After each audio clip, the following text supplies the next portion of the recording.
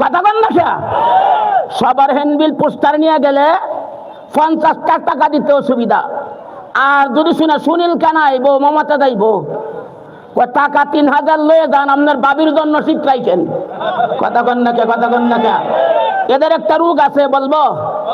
আল্লামা কুরতুবী যুক্তি দিচ্ছেন, মেতর চিনেন? মেতর, এক মেতর খালি জীবন ধরা পায়খানায় পরিষ্কার করে।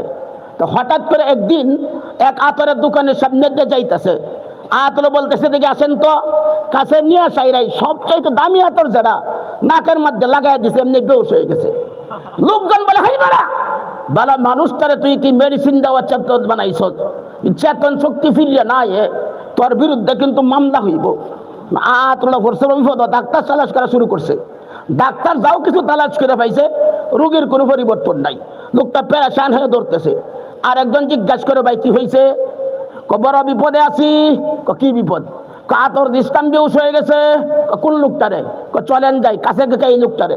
ওইবার এই ব্যক্তি আতর রাখে বলে, ভাই চিন্তার কোনো কারণ নাই, এটা আমার জাতি ভাই।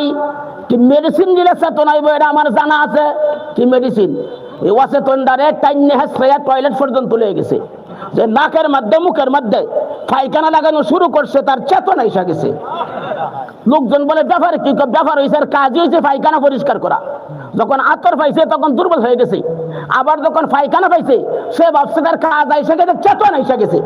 তা আমরা দেশে কিছু মেতর মার্কা ইমানদার আছে, এগুলি সুদ খাইতে খাইতে, ঘুষ খাইতে খাইতে, বাউল গান শুনতে শুনতে, মাদারও যাইতে যাইতে, কোরআন থেকে দূরে থাকতে থাকতে অন্তরটা মেতরে পড়তে গেছে। এদের কানের মধ্যে আজানের আওয়াজ আসলে, ওয়াজ মাহফিলের কথা বললে, নামাজের কথা বললে শরীরটা দুর্বল হয়ে যা। আর গায়িকার কথা, নায়িকার কথা, নাটকের কথা শুনলে চেতনাই সাজা।